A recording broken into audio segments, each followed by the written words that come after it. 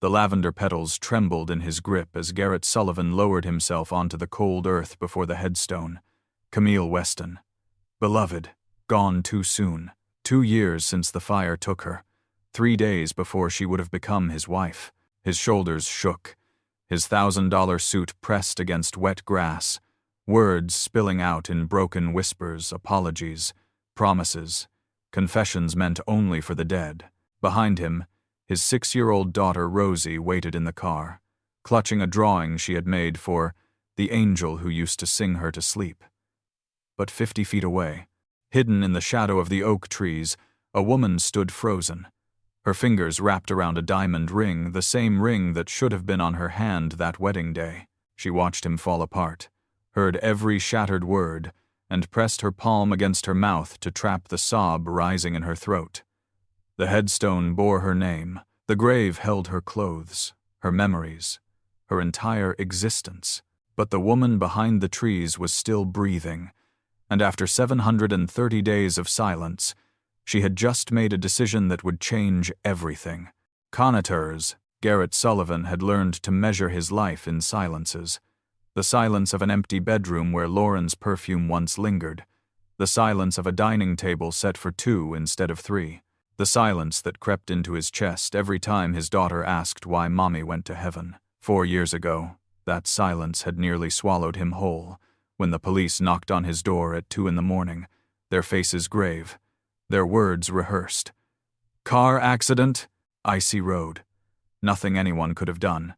He had stood in the doorway holding 2-year-old Rosie against his shoulder, her tiny fingers curled around his collar, and felt the world tilt sideways beneath his feet. Building Sullivan architecture from a one-man operation to a $30 million firm had given him something to do with his hands, something to occupy the hours between Rosie's bedtime and his own fitful sleep. He designed buildings the way some men built walls around their hearts carefully, precisely, with every joint reinforced against collapse. His business partner Hugh Braddock handled the numbers, the client dinners, the handshakes that sealed 7-figure deals.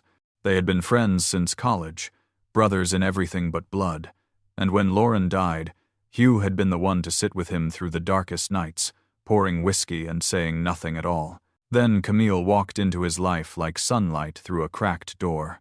She was the new art curator at the Children's Museum where he took Rosie every Saturday morning, a quiet woman with paint-stained fingers and a laugh that made his chest ache in ways he had forgotten were possible. She noticed Rosie first, kneeling down to admire the 4-year-old's crayon drawing of a purple elephant, asking questions as though the scribbled lines were genuine masterpieces. Garrett watched from across the room, coffee growing cold in his hand, and felt something shift in the frozen landscape of his grief. Their courtship unfolded slowly, built on Saturday mornings and shared glances over Rosie's head. Camille never pushed, never demanded explanations for the photographs he kept on the mantel or the wedding ring he still wore on a chain around his neck. She simply showed up, week after week, until showing up became something he counted on, something he needed the way he needed air. When he finally kissed her, standing in her tiny apartment, surrounded by half-finished canvases and the smell of turpentine, she tasted like possibility. Like maybe the silence didn't have to last forever.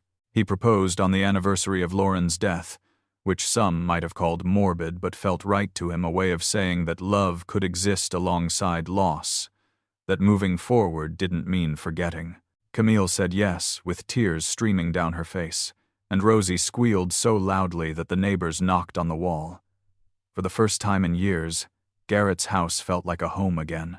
The silence retreated to the corners, chased away by laughter and music and the particular chaos of planning a wedding with a 5-year-old flower girl who insisted on a purple dress. 3 days before the wedding, Camille vanished. Garrett came home from work to find fire trucks blocking his street, smoke still rising from the charred skeleton of her apartment building. The firefighters found remains in her unit. Dental records confirmed what he refused to believe. Electrical fire, they said.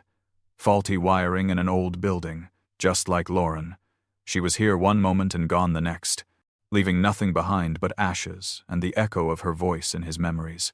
The funeral was closed casket, there wasn't enough left to show. Hugh handled the arrangements while Garrett sat in his study, staring at the engagement ring Camille had worn for only 3 months. He couldn't eat, couldn't sleep, couldn't explain to Rosie why the angel who sang her lullabies wouldn't be coming back. The silence returned with a vengeance, thicker and heavier than before, pressing down on his chest until breathing felt like drowning. What Garrett didn't know, what he couldn't possibly have known, was that 3 days before she was supposed to become his wife, Camille had discovered something that changed everything. She had stopped by Hugh's office to drop off documents Garrett had forgotten, found the door ajar, heard voices she wasn't meant to hear. Hugh on the phone, laughing about the Sullivan problem being solved years ago, and the wife's accident being worth every penny. Her blood had turned to ice as she stood frozen in the hallway, piecing together words that rearranged her entire understanding of reality. Lauren's death wasn't an accident. Hugh Braddock, Garrett's best friend, his business partner, the man who sat with him through his darkest hours, had arranged her murder. Something about company shares, about a clause in their partnership agreement that gave Hugh controlling interest if Garrett ever became incapacitated by personal tragedy. Camille had stumbled into a truth so monstrous that her mind couldn't fully process it. She backed away from Hugh's door on trembling legs, her hand pressed against her mouth to keep from screaming. She couldn't go to the police. Hugh had mentioned someone on the inside, a detective who owed him favors. She couldn't tell Garrett he would confront Hugh directly, and Hugh would have him killed the same way he killed Lauren. The only person she trusted was her college roommate, Vivian, who happened to work for the FBI in their financial crimes division. Vivian listened to Camille's frantic whispers over a burner phone, then went quiet for a long moment. "We've been building a case against Braddock for 2 years, Vivian finally said. "Money laundering, fraud, maybe worse. But we don't have enough to make it stick. If he knows, you know." She didn't finish the sentence. She didn't have to. The plan came together in 48 hours, a staged fire, a body borrowed from an unclaimed corpse at the morgue, dental records switched by a sympathetic technician. Camille would disappear, become someone else. Wait until the FBI had enough evidence to bring Hugh down. It was supposed to take 6 months, maybe a year. She stood in the shadows of her own funeral, watching Garrett collapse against Hugh's shoulder, and felt her heart shatter into pieces so small she wasn't sure they could ever be put back together. 2 years passed. The FBI investigation crawled forward at an agonizing pace, hampered by Hugh's layers of shell companies and offshore accounts. Camille became Penny Morrison, a name pulled from a random generator, a life constructed from forged documents and careful lies. She moved to a city 3 hours away, took a job at a library, tried to build something that resembled normalcy. But every night, she dreamed of Garrett's face at her funeral. Every morning, she woke with his name on her lips. She kept track of him through public records and social media posts, the architectural awards he won, the charity galas where he appeared alone, the photographs of Rosie growing taller with each passing year. She watched him deteriorate from a distance, saw the weight loss and the shadows under his eyes in magazine features about his latest project. The guilt gnawed at her like acid, eating away at the person she used to be until some days she couldn't remember why she had made this choice at all. On the 2nd anniversary of her death, Camille drove back to the city she had fled. She told herself she just wanted to see the grave, to understand what it felt like to stand before a stone that bore her name. But when she arrived at the cemetery, Garrett was already there. She hid behind the oak trees like a coward, watching him kneel in the wet grass, listening to him pour out 2 years of grief to a headstone that marked nothing but empty earth. The engagement ring burned against her palm. She had kept it all this time, unable to let go of the last piece of the life she had sacrificed. She should have left, should have gotten back in her car and driven away, returned to her library job and her empty apartment, and the slow grind of waiting for justice. But then she saw Rosie in the back seat, pressing her small hand against the window, and something inside Camille cracked wide open. The little girl had grown so much, her baby face replaced by the sharper angles of a 6-year-old, her hair longer, her eyes still carrying that spark of wonder Camille remembered from Saturday mornings at the museum. Rosie was holding a piece of paper, a crayon drawing, and even from 50 feet away, Camille could see the purple elephant. That night, Camille called Vivian for the first time in months. "I can't do this anymore," she said, her voice cracking. "I can't watch him destroy himself waiting for a case that might never close." Vivian's response was careful, measured. "The investigation is at a critical point. If Hugh finds out you're alive, he'll run. He'll disappear with the evidence, and we'll never be able to prove what he did to Lauren." Camille closed her eyes, pressed her forehead against the cold window of her hotel room. "Then give me another way in. Let me help. Let me do something besides wait." The opportunity came 3 weeks later. Rosie's school was looking for a part-time tutor. The little girl had been struggling since the fire, withdrawn and quiet in ways that worried her teachers.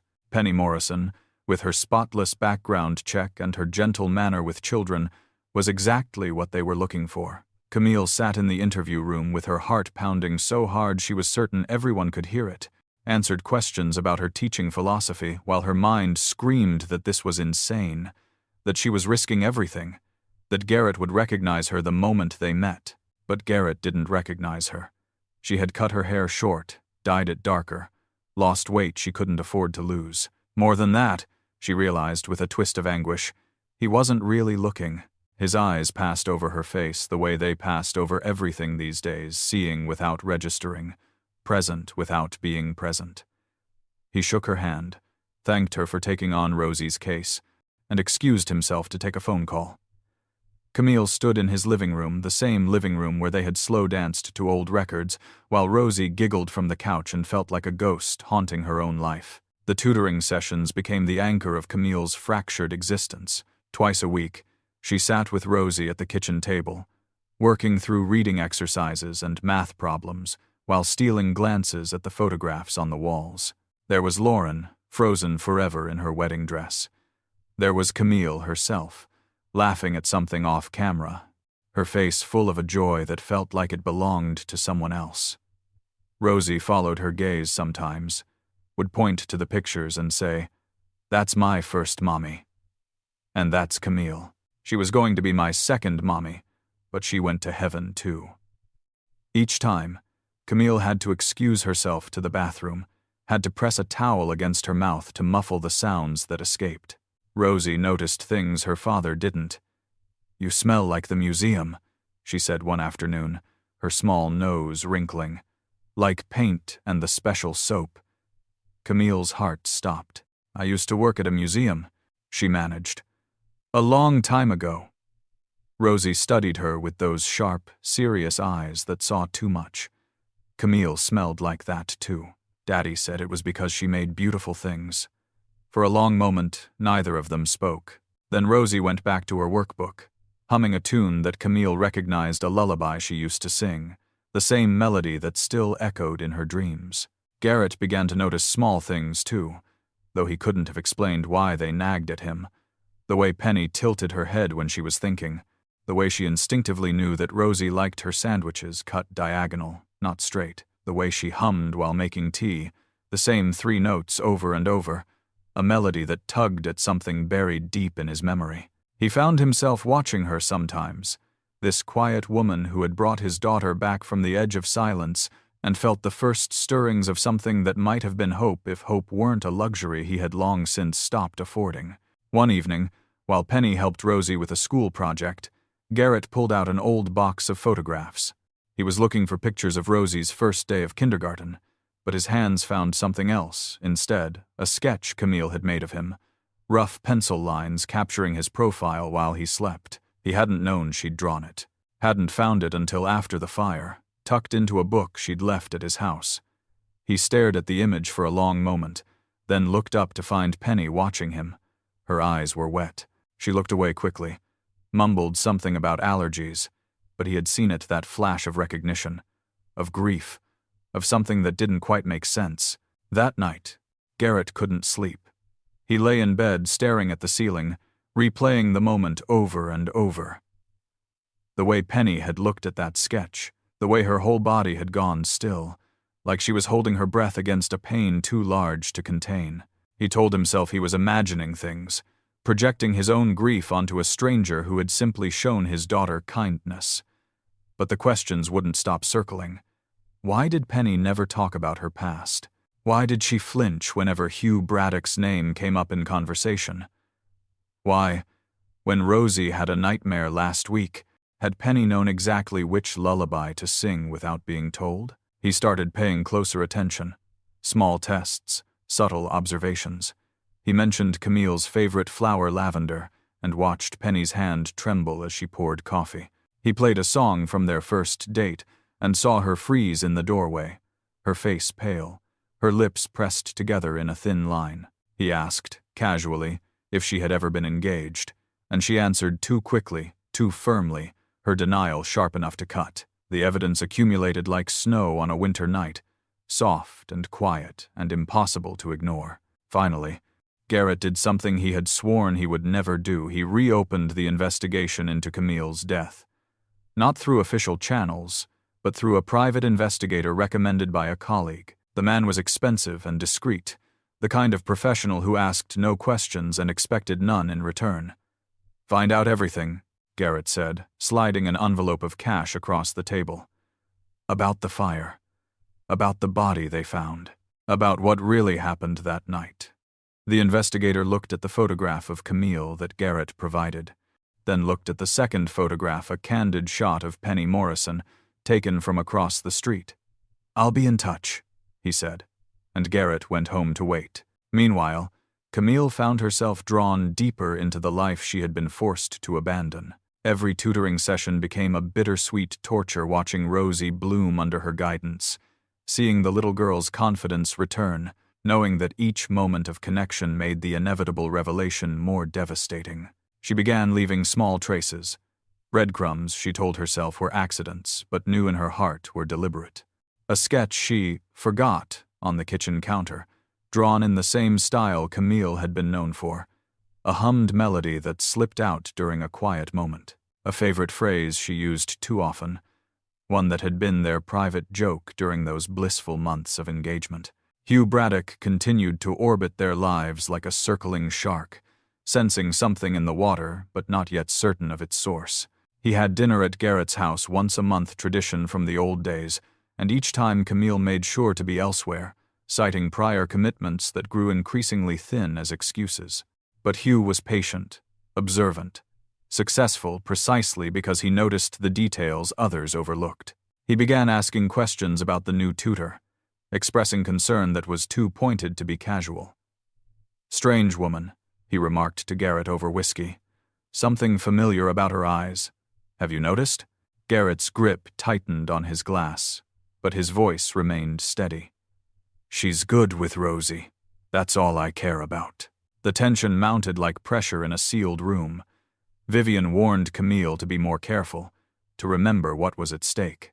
But how could she be careful when Rosie looked at her with those trusting eyes, when Garrett's hand brushed hers while passing coffee and sent electricity through every nerve? She was falling in love with them all over again. This man and this child she had sacrificed everything to protect. And the cruelest irony was that protecting them might mean leaving them again. She lay awake at night, staring at hotel ceilings, counting the days until the FBI would finally have enough evidence to act, and wondering if she would survive the wait. The report arrived 3 weeks later. Garrett read it sitting in his car, parked outside his own house, because he didn't trust his legs to carry him inside. The dental records had been tampered with. The body in the fire was a Jane Doe from the county morgue, dead of natural causes weeks before the blaze. The fire itself showed signs of accelerant planted after the building was evacuated, arson, not accident, with a single intended victim who had never been inside.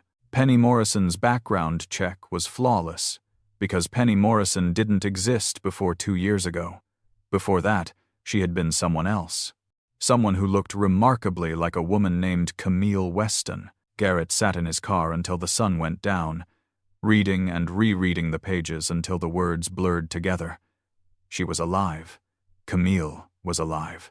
She had been alive this whole time while he wept at her grave, while he lay awake at night, drowning in guilt, while he told Rosie bedtime stories about angels and heaven and the people who loved us waiting on the other side. She had watched him suffer, had let him believe she was dead, had walked back into his life, wearing a different face and a different name, while he introduced her to his daughter like a stranger.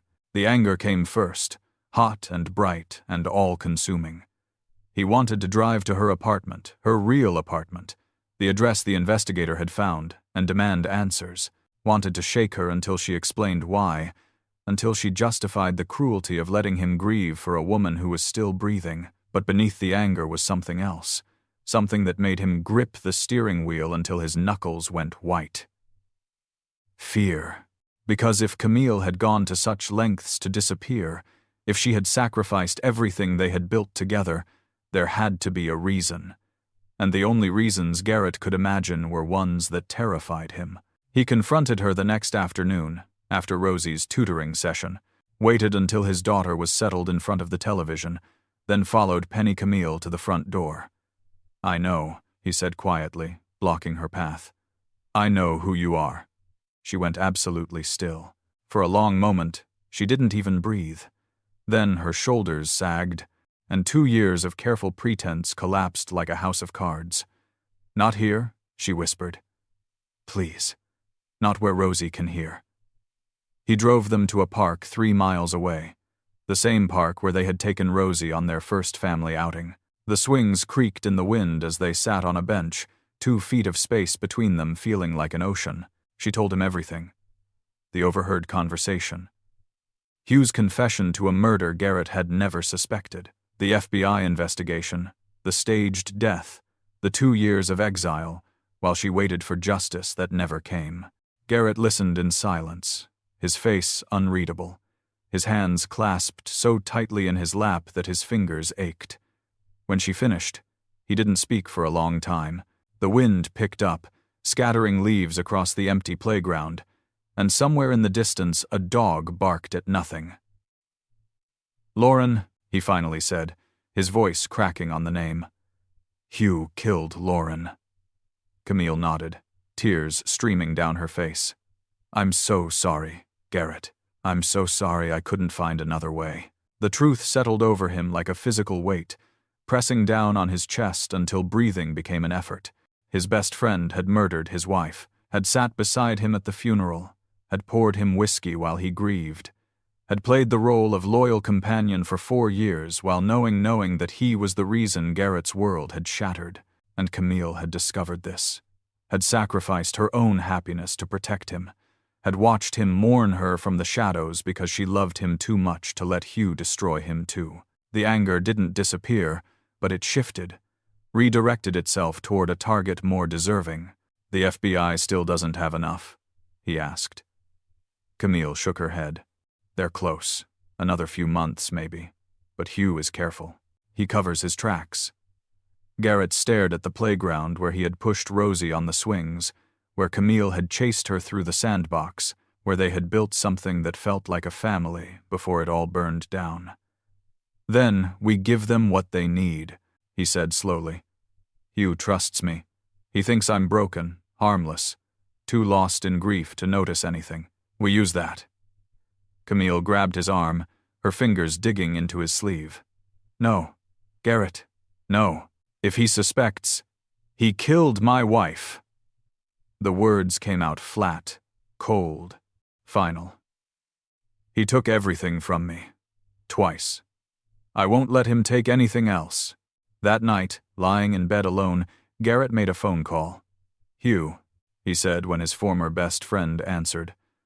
"I've been thinking about the company, about expanding into the international market like you suggested. Can we meet tomorrow to discuss?" Hugh's voice was warm, pleased, utterly unsuspecting. "Of course, brother. Anything you need." Garrett hung up and stared at the ceiling, feeling the familiar silence press in around him.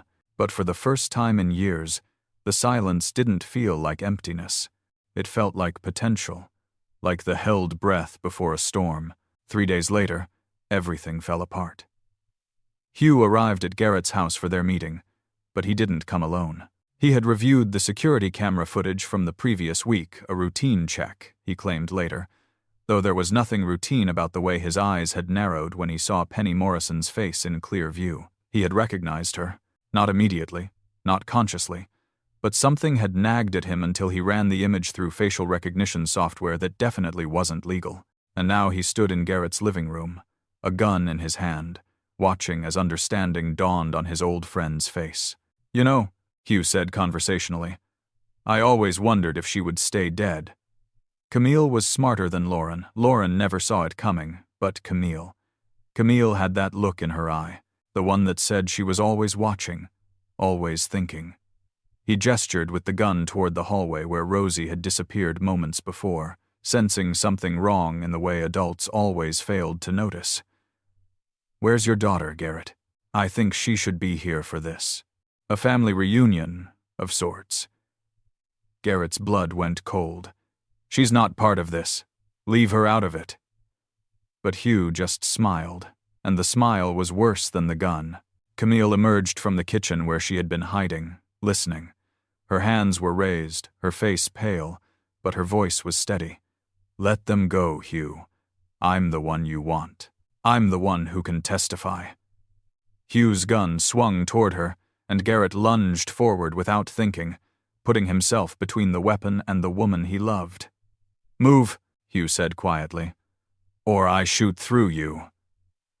Garrett didn't move, couldn't move. Behind him, he heard Camille's sharp intake of breath, felt her hand touch his back, a gesture so familiar, so achingly right, that for a moment he forgot there was a gun pointed at his chest. "You were my best friend," Garrett said, his voice raw. 15 years. You stood next to me at my wedding. You held my daughter when she was born. And you killed her mother." Hugh's expression flickered just for a moment, a crack in the mask. "Business is business. Lauren wouldn't sign the papers. She was going to block the merger, ruin everything we'd built. I gave her chances." His finger tightened on the trigger. "I gave you chances too, brother, but you just couldn't let her go." The gunshot was deafening in the enclosed space. Garrett braced for impact, for pain, for the end of everything, but the pain never came. Hugh crumpled to the floor, his gun clattering away, a bloom of red spreading across his shoulder. Behind him, in the doorway, stood Vivian Zhang, FBI badge in one hand, service weapon still raised.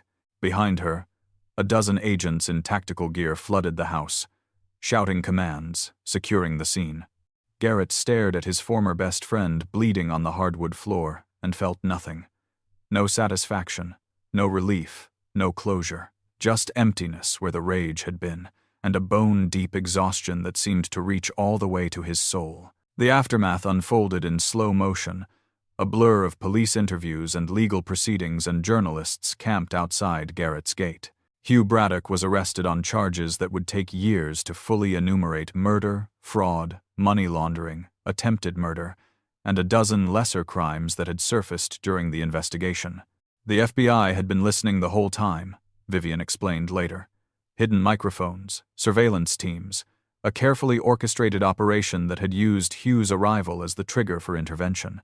They had needed him to confess, to incriminate himself beyond any reasonable doubt. Garrett had provided that opportunity without even knowing it. Camille no longer Penny, though sometimes Rosie still slipped and used the wrong name, moved back into the world of the living gradually. There were legal complications, identity documents to restore, a life to rebuild from the ashes of the one she had sacrificed. She stayed in a hotel at first, uncertain of her welcome, waiting for Garrett to decide what he wanted.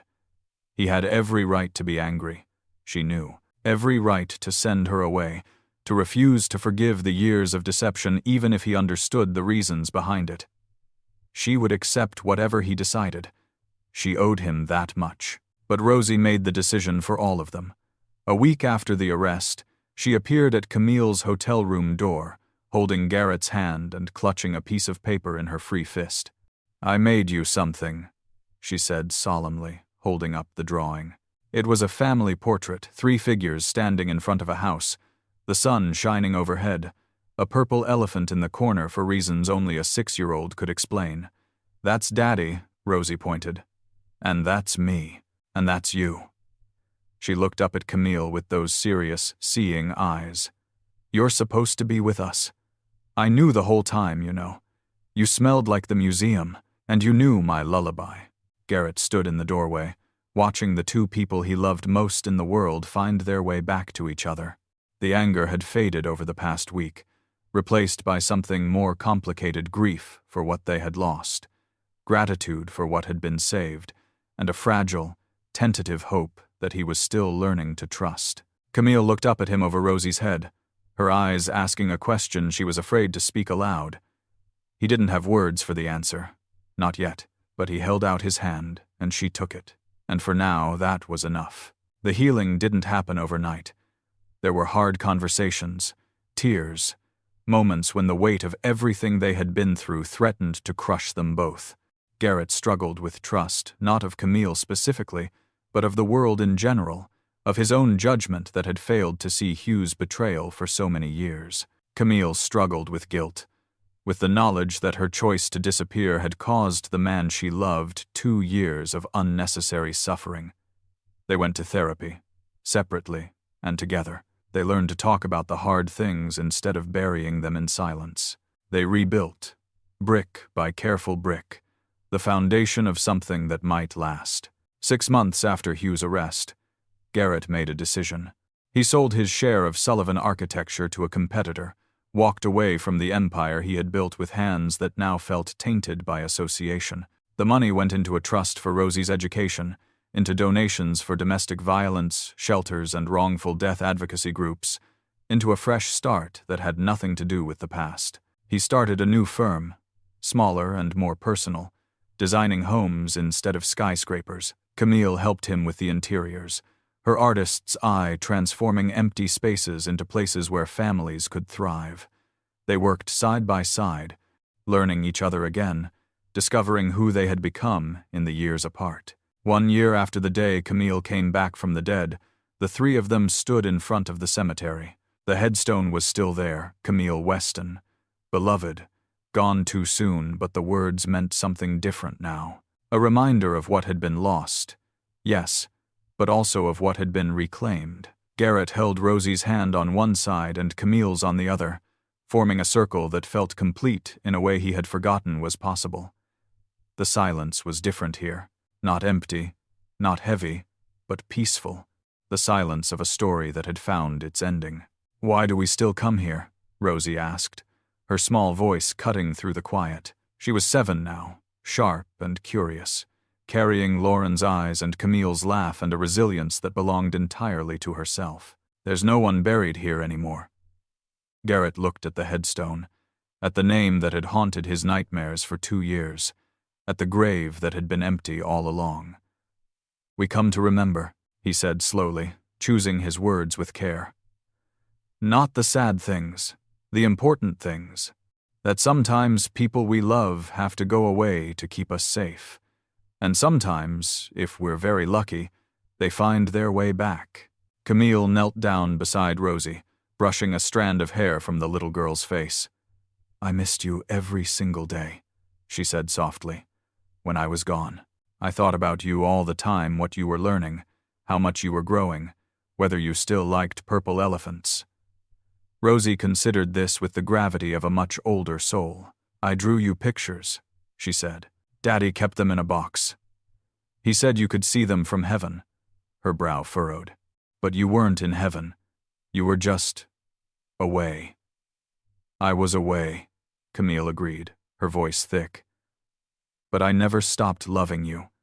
Not for 1 second." They left the cemetery as the sun began to set, casting long shadows across the grass.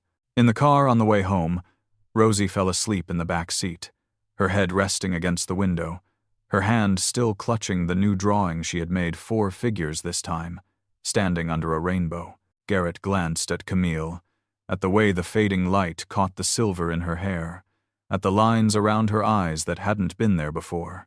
She was different now, marked by the years of exile. But then again, so was he. They had both been broken by the world and rebuilt themselves from the pieces, and maybe that was okay. Maybe that was the point. "I have something for you," Camille said quietly, reaching into her pocket. She pulled out the engagement ring, the same ring that had burned against her palm in the cemetery a year ago. The same ring she had carried through 2 years of darkness as a reminder of what she was fighting for. I know it's not the same. I know we can't go back to who we were. But maybe. She trailed off, uncertain, vulnerable in a way she rarely let herself be. Garrett took the ring from her hand, turned it over in his fingers, watched the diamond catch the last light of day. Then he slid it onto her finger, where it had always belonged. "We're not going back," he said. "We're going forward, together." Camille looked at the ring on her hand, at the man beside her, at the sleeping child in the back seat who had somehow known the truth before any of them. The silence in the car was warm now, comfortable, filled with possibility instead of absence. She laced her fingers through Garrett's and held on tight. Ahead of them, the road stretched into the gathering dusk, leading toward a future that was uncertain and imperfect and more beautiful than anything she had dared to imagine during those 730 days of waiting. 3 months later, they stood in a small chapel, just the three of them, Vivian as witness, and a justice of the peace who asked no questions about the complicated circumstances that had brought them here. Rosie served as flower girl, scattering lavender petals down the aisle with solemn concentration, wearing the purple dress she had picked out 2 years ago for a wedding that never happened. Garrett's eyes were wet as Camille walked toward him, wearing a simple white sundress instead of the elaborate gown she had once chosen. This wasn't the wedding they had planned. It was better. It was real. Sometimes, she had learned, love meant letting go. And sometimes, rarely, miraculously, it meant finding the courage to come back.